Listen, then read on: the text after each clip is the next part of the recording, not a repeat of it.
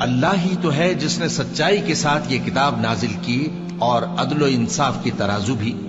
اور تم کو کیا معلوم، شاید قیامت قریب ہی آ پہنچی ہو. جو لوگ اس پر یعنی قیامت پر ایمان نہیں رکھتے وہ اس کے لیے جلدی مچا رہے ہیں، اور جو مومن ہیں وہ اس سے ڈرتے ہیں اور جانتے ہیں کہ وہ یقینی ہے. دیکھو جو لوگ قیامت میں جھگڑتے ہیں وہ پرلے درجے کی گمراہی میں ہیں. اللہ اپنے بندوں پر مہربان ہے، وہ جس کو چاہتا ہے رزق دیتا ہے اور وہ زور آور ہے، غالب ہے.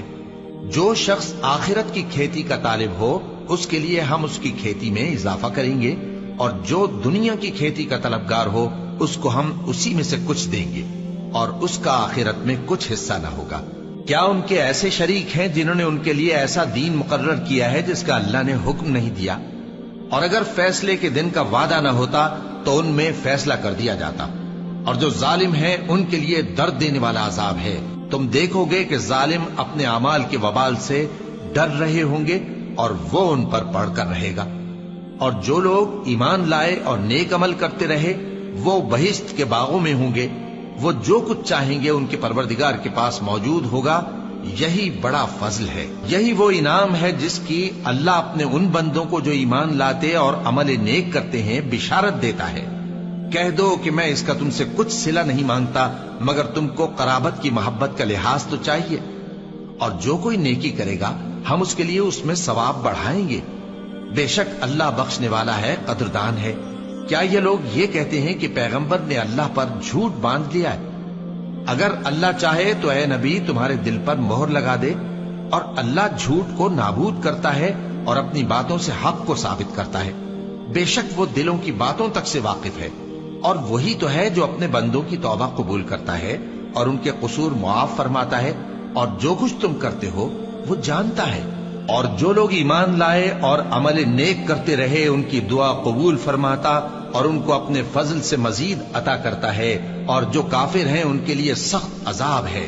اور اگر اللہ اپنے سب بندوں کے لیے رزق میں فراخی کر دیتا تو وہ زمین میں فساد کرنے لگتے، لیکن وہ جس قدر چاہتا ہے اندازے کے ساتھ نازل کرتا ہے. بے شک وہ اپنے بندوں کو جانتا ہے، دیکھتا ہے. اور وہی تو ہے جو لوگوں کی نا امید ہو جانے کے بعد مے برساتا اور اپنی رحمت یعنی بارش کی برکت کو پھیلا دیتا ہے. اور وہ کارساز ہے، لائق حمد و ثنا ہے. اور اسی کی نشانیوں میں سے ہے آسمانوں اور زمین کا پیدا کرنا اور ان جانوروں کا جو اس نے ان میں پھیلا رکھے ہیں. اور وہ جب چاہے ان کے جمع کر لینے پر قادر بھی ہے. اور جو مصیبت تم پر واقع ہوتی ہے سو تمہارے اپنے کرتوتوں سے، اور وہ بہت سے گناہ تو معاف کر دیتا ہے. اور تم زمین میں اللہ کو عاجز نہیں کر سکتے، اور اللہ کے سوا نہ تمہارا کوئی دوست ہے اور نہ مددگار. اور اسی کی نشانیوں میں سے سمندر میں چلنے والے جہاز ہیں پہاڑوں جیسے. اگر اللہ چاہے تو ہوا کو ٹھہرا دے کہ جہاز اس کی سطح پر کھڑے رہ جائیں. ہر صبر اور شکر کرنے والے کے لیے ان باتوں میں قدرت کے نمونے ہیں. یا ان کے اعمال کے سبب ان کو تباہ کر دے اور بہت سو کو معاف بھی کر دے. اور سزا اس لیے دی جائے کہ جو لوگ ہماری آیتوں میں جھگڑتے ہیں وہ جان لیں کہ ان کے لیے کوئی جائے فرار نہیں. لوگوں، جو مال و متاع تم کو دیا گیا ہے وہ دنیا کی زندگی کا ناپائیدار فائدہ ہے، اور جو کچھ اللہ کے ہاں ہے وہ بہتر اور باقی رہنے والا ہے. یعنی ان لوگوں کے لیے جو ایمان لائے اور اپنے پروردگار پر بھروسہ رکھتے ہیں، اور جو بڑے بڑے گناہوں اور بے حیائی کے کاموں سے پرہیز کرتے ہیں، اور جب غصہ آتا ہے تو معاف کر دیتے ہیں. اور جو اپنے پروردگار کا فرمان قبول کرتے ہیں اور نماز پڑھتے ہیں اور اپنے کام آپس کے مشورے سے کرتے ہیں، اور جو مال ہم نے ان کو عطا فرمایا ہے اس میں سے خرچ کرتے ہیں. اور جو ایسے ہیں کہ جب ان پر ظلم و زیادتی ہو تو مناسب طریقے سے بدلہ بھی لیتے ہیں. اور برائی کا بدلہ تو اسی طرح کی برائی ہے، مگر جو درگزر کرے اور معاملے کو درست کر دے تو اس کا بدلہ اللہ کے ذمے ہے. اس میں شک نہیں کہ وہ ظلم کرنے والوں کو پسند نہیں فرماتا. اور جس پر ظلم ہوا ہو اگر وہ اس کے بعد انتقام لے لے تو ایسے لوگوں پر کچھ الزام نہیں. الزام تو ان لوگوں پر ہے جو لوگوں پر ظلم کرتے ہیں اور ملک میں ناحق فساد پھیلاتے ہیں. یہی لوگ ہیں جن کو تکلیف دینے والا عذاب ہوگا. اور جو صبر کرے اور قصور معاف کر دے تو یہ بڑی ہمت کے کام ہیں. اور جس شخص کو اللہ گمراہ رہنے دے تو اس کے بعد اس کا کوئی دوست نہیں. اور تم ظالموں کو دیکھو گے کہ جب وہ دوزخ کا عذاب دیکھیں گے تو کہیں گے کیا دنیا میں واپس جانے کی کوئی سبیل ہے؟ اور تم ان کو دیکھو گے کہ دوزخ کے سامنے لائے جائیں گے، ذلت سے عاجزی کرتے ہوئے چھپی نگاہ سے دیکھ رہے ہوں گے، اور مومن لوگ کہیں گے کہ گھاٹے میں رہنے والے تو وہ ہیں جنہوں نے قیامت کے دن اپنے آپ کو اور اپنے گھر والوں کو خسارے میں ڈالا۔